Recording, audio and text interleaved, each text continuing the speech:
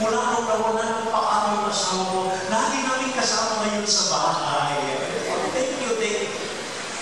So, they have lost the leg of their father, but they have found their father always at home now. Yun po sinasabi ko nga, hindi na natin makikita ulit ang nawala sa atin, but I am sure we will find it in a deeper, different level. Amen? Amen. Ikatlo. Kuminsan po, hindi naman talaga nawala, kundi nakalimutan lang natin. Si Jesus hindi naman talaga nawala. Nakalimutan lang ni Maria at ni Jose. Nakakabisi siguro nakikipagkwentuhan, nakikipagkumustan sa mga kamag-anak nilang matagal nang hindi nakikita. Kaya yun, nakalimutan nila na iwan pala si Jesus sa Jerusalem. Kuminsan mo hindi naman talaga nawawala ang mga tao, mga bagay-bagay sa buhay natin, kundi nakalimutan lang natin. Minsan daw sa isang jeep, may isang babaeng sumakay, at nabigla sila lahat pagsakay ng babae, bukas at nakalabas ang isang dede. So lahat sila nakakaya, nahihiya, hanggang may isang ari na magkaroon ng stroke, sinabi sa babae, Ane, nakalimutan nyo at isang araw, blouse ninyo, nakalabas po ang dede ninyo. Tinignan na ba? Ay, nasan naman ako? Nasan naman? Hindi mo yung anak ko. Hindi pa lang yan. Kaya pa lang ako. Nagsususo siguro ka lang. Hindi na nakalimutan.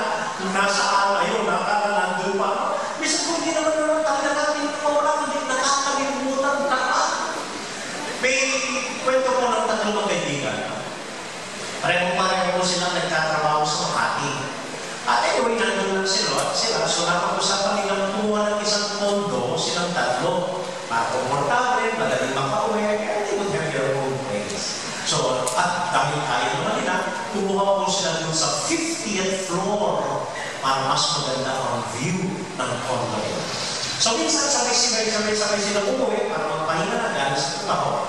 Paakyat na lang sila sa elevator dun sa mataas na kondo nila. Nang biglang nawalan ng kuryente. Pati yung ano nila, hindi rin pumupunta nito yung generator, wala rin. So they had no choice but to go up the stairs to the 50th floor. Hindi sila sa ito. So anong pinlano nila, ang napag-usapan nila, ganitong gawin natin. Sabi nila, para madali tayo makaakyat sa stairs sa 50th floor. Ikaw, for the first 20 floors, magkwento ka ng nakakatakot. Yun talagang nakakatakot. Para hindi natin matunayan, mabilis tayo makaakyat sa 20th floor sa takot. After that, ikaw, magkwento ka ng nakakatuwa. Para habang tumatawa tayo, hindi natin tumamalay, makaakyat tayo ng 20 floors. At ikaw, sabi nyo sa ikatlo, 10 floors na lang, magkwento ka ng nakakalungkot, nakakaiyak, at habang umiiyak tayo, hindi natin mamamalayan, nasa 50th floor na tayo. So yun po ginawa nila. First 20 floors, yung isang kwento ng nakakatakot, at sa takot nila, sa pagkakalila, hindi nila namalayan, patakbo sila nakarating sa 20th floor. And then after that, yung isa naman ang kwento ng nakakatawa, tawa sila ng tawa sa iba't ibang jokes nila, hanggang hindi nila namalayan, nakarating sila sa 40th floor. So yung last 10 floors, yung isa naman, hindi pa man nagkwento, umiyak na ng umiyak. O bakit? Sabi nila sa kanya, bakit pa umiyak? Hindi pa ba tayo? Hindi ka pa nagkwento? Nakalimutan mo yung susi ng kondo natin sa kotse. Sabi niya. So, pakulit na naman. Sabi ko ako, hindi naman sa hindi nawala ang bagay-bagay ang mga tao sa buhay natin ng isa, kundi nakalimutan lang natin. Hindi naman po siguro nawala ang mga anak ninyo. Nakalimutan nila lang makipagkwentuhan sa kanila. Hindi naman po siguro nawala ang Diyos sa buhay natin. Nakalimutan lang natin manalangin sa Kanya. Hindi naman po siguro nawala ang kagalakan sa buhay natin. Nakalimutan lang natin tumawa paminsan-minsan. Hindi sa nawala ang bukasyon ko. Paminsan-minsan lang nakalimutan ko magpasalamat sa Diyos. Amen? Amen. Okay pa kayo? One last one. Ewan ko po kung napanood din ang sine ko. It's called The Deep End of the Ocean. Starring Michelle Pfeiffer on the Mountains. Ganito ko yung kwento. Sa may yung kwento. May isang nanay ko, meron siyang tatlong anak. Yung isa, bagong silang pa lang. Yung isa, 3 years old yata. And then yung panganay niya, about 7 years old. Minsan nagkaroon ko sila ng class reunion sa isang malaking hotel sa New York. So, kahit po, yung mga Amerikano, wala naman ang mga yaya, wala magkakalaga sa mga anak niya. So, sinama ko niya yung tatlo niyang anak. Anyway, sabi niya yung mga kaklase ko, sila para sa mga anak ng mga anak. So, pagdating po nila sa hotel, nagpa-register siya dun sa counter, at habang sumusulat siya, iwan niya yung anak niya dun sa hotel. Then, pagkatapos po niya mag-register, pagbalik niya sa mga anak niya, nawawala yung gina, yung 3 years old. Tinanong niya yung pangalan niya, asan mo pangalan niya? Ano sabi mo, hindi mo i-aalis dito. Akala ko, magsisiyara, magdoon. Ayaw ko, sabi mo, at isa niya ka. So, hinanap ko niya at hindi niya nakita ang anak niya.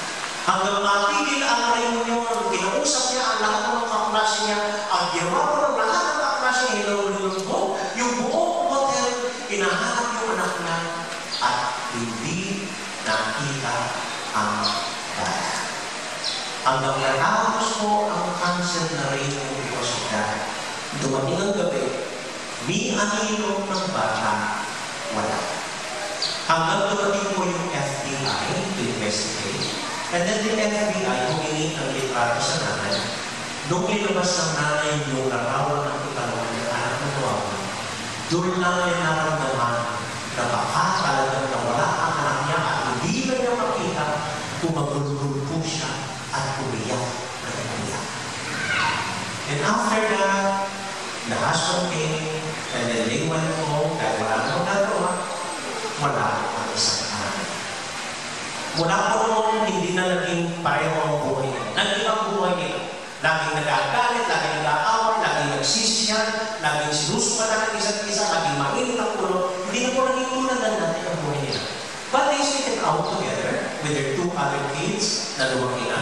And then after more than 10 years, ito mag-asawa, nag-isip nila to start anew. Magsimula ulit. So ginawa ko nila, lumipat sila from the East Coast, nagpunta ng West Coast. Dahil po noon, mga 8 hours na plane travel para makalimutan na nila ang lahat at magsimula.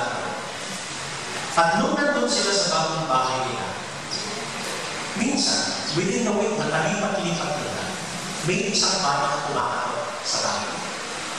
Nung binuksan ng nanay, isang batang lalaki nag-o-offer na puputulin ang damo sa bakuran nila for $5. Nung nakita ng nanay ang bata, ano yun? Mother's instinct. Parang ito ang nawawala anak. So sabi ko niya sa bata, okay, go back tomorrow, I'll give you another $10, and go back again tomorrow, I'll give you $20. You have me clean and arrange my life. Bumalik naman yung bata, tumawa, kumikita siya. At minsan habang naglilinis yung bata, umakyat yung nanay, kinunan niya ng litrato yung bata. Pinadala yung litrato sa FBI, nag-investigate ang FBI, nagtanong-tanong pinagparalan. And her hunch is right. Ang bata nito, ang siyang nawawala ng anak. Yan yun. Hindi nasahan. Sabi siya yung nawawala ng makikita ko. Lumipat at lumipat. And he was just living a few blocks from their new house. Ilang kanto lang yung tirahan ng bata. So, kasama ng FBI, patakbo sila, pumunta doon sa bahay to claim their long-lost son. At nung nandun na sa bahay, nabigla yung tatay ng bata. Di na alam ko yung nangyayari. And then they pieced the story together. On that fateful day of their reunion, may isa siyang kaklase na nakunan. At nung nakunan, medyo nasira ang ulo. To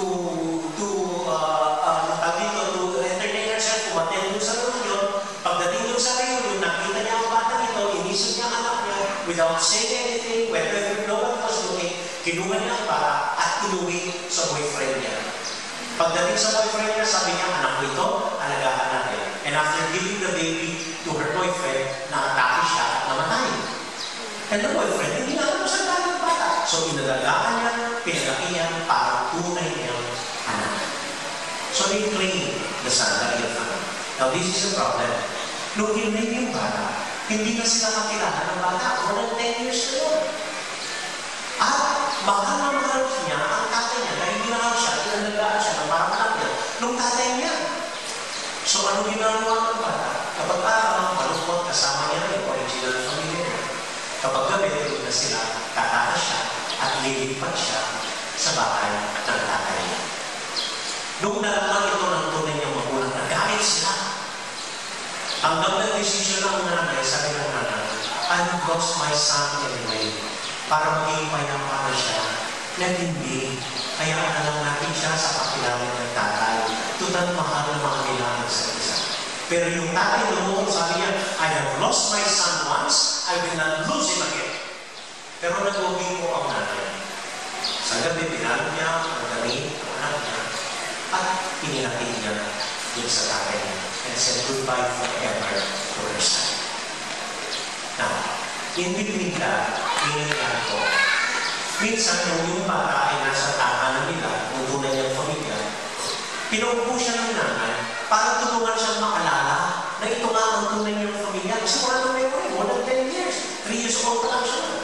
So, tinabi niya sa isang baon, binuksan niya ang baon, at pinakita niya sa bata, yung damit mo nung namin niya damit mo, yung damit mo when you were 1 year old, yung unang laruan mo, yung libro mo na binabasa ko sa iyo noon. Kaya, pero walang nakalala yung bata.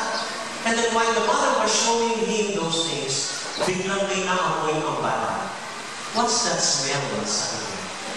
Oh, sabi ng nanay, it's the baon because it is made of cedar wood. Mga Amerikano po sa mga Europeans, they use cedar wood to build their cabinets kahit mabango ang kahoy nito at hindi nangangamoy ang mga tanong. At nung naamoy yung bata, may biglang nag-trigger sa memory niya.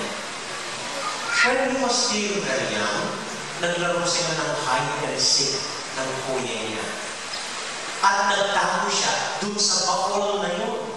Pagpasok niya sa baon, nasa ang baon at hindi niya mabuksan ulit. Pero sabi naman niya sa sarili niya, I was not worried a bit dahil alam ko, makikita rin ako ng kuya ko. And true enough, after just a few minutes, umaakyat itong kuya niya, hindi managanap, binuksan ang baon, boom, huli ka sa sarili. At nakalabas siya sa baon. And that memory triggered, that smell triggered the memory of the son. And then finally, on his own, he packed his things, said goodbye to his foster father, and on his own, went home to his real parents. Natagpuan din niya sa wakas ang tunay niya. The end. Now, when I saw that movie, I was wondering why was it entitled The Deep End of the Ocean? Pinakamalalim na bahagi ng buhay natin. Until I came across this English saying, sabi niya, when you are at the deep end of your ocean, what will you do? Kapag ikaw daw ay nasa babang baba ng bahagi ng dagat mo, ano ang gagawin mo? Kapag nawala ang magulang mo, halimbawa, pag you are at the deepest end of your ocean. Kapag iniwan ka ng asawa mo, pag you are at the deep end of the ocean. Pag minapasangan ka ng mga anak mo at hindi ka kinakausap, pag you are at the deep end of the ocean. When you lost your faith, when you lost your kabuhayan, pag you are at the deepest end of your ocean. And when you are at the deepest end of your ocean and lost, what do you do? May mga tao na aawa sa sarili nila at hanggang doon na lang sa ilalim na bahagi ng lahat. Or they could simply accept things as they are, take a deep breath, and the ocean itself will lift you up again upang makita ang liwanag mo. Amen? Amen. Ngayon po ikukwento